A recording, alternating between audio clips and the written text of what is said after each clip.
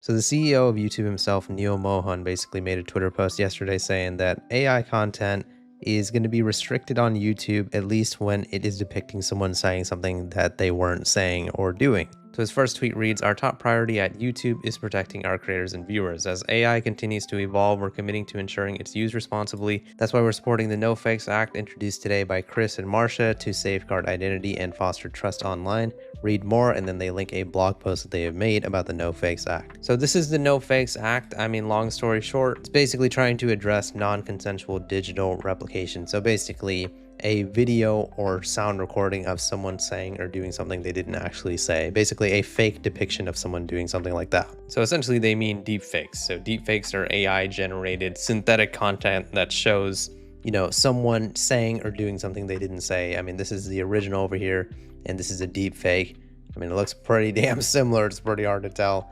And this is why I'm very wary about AI. AI can be cool if you do things like, oh, hey, ChatGPT, I have these ingredients in my food. What kind of recipes can I make with it? That type of stuff is fine. But this fake content where you make someone say or do something they didn't actually say or do is scary, and it's going to spiral out of control. It pretty much already has. That's why laws are being made to actually address this, because it's just getting out of control. But anyways, back to YouTube. YouTube is basically supporting that No Fakes Act that was proposed by that senator.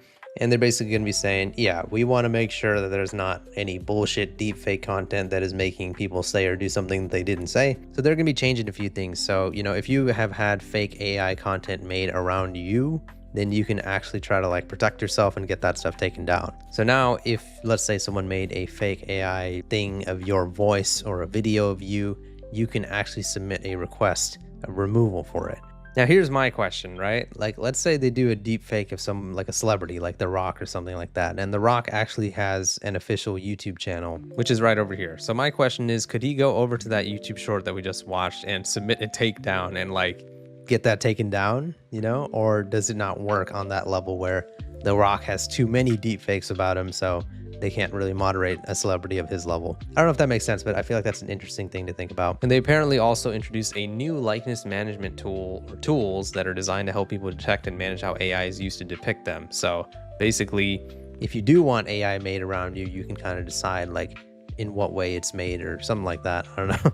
All of this is very new, so YouTube is, I guess, just trying their best to make sure that there's not so many fake deep fakes out there. I mean, even me on a micro level, being a tiny YouTube creator, I've had fake AI content made of me. I'm sure most of you guys know about that whole deep humor situation that happened. I'm not going to go into explaining it because I've explained it so many times. But basically, I had an issue with another YouTuber named Deep Humor 1, and an AI voice recording was made of me apologizing to them. And think about it, right? Me, micro level, there's not much you can go off of, just my voice, right? Well, listen to the AI recording that was made of me and see how realistic this sounds. "I sincerely apologize for my Dawn deep humor. Please forgive me. I don't have the money. Please." So other than the fact that it sounds like I'm speaking into a fan, or that there's horses galloping in the background, that did sound exactly like me. I mean, that was my voice. And so the fact that that was made is crazy, right? Now that person ended up taking down their stuff anyways, and I believe they had gotten some repercussions from YouTube for doing that. But now I actually have the option to go over to their channel, for example, and I have an option to report them in the way of being yeah, this is a fake recording of my voice that I didn't say. And I guess YouTube would take it more seriously now because they actually have an option for it, if that makes sense. And here's another thing about it, right? YouTube actually has an option where you actually have to tell if the content is altered. So you have to actually identify if there is altered content in your video. So over here, it'll say, "Do any of the following describe your content? Makes a real person appear to say or do something they didn't say or do, alters footage of a real event or place, or generates a realistic looking scene that didn't actually occur." If you say yes, right, there's going to be a message on your video saying that it is altered and synthetic content, and the person who you're making the fake video or sound recording of is within their rights to report you if they feel like you did it with malice, if that makes sense. If you guys remember the deep fake we were watching of Anderson Cooper, there actually is a little sign over here that says altered or synthetic content. And when we go ahead and click it, it actually takes you to the description, and it says how this content was made. Altered or synthetic content, sound or visuals were significantly edited or digitally generated.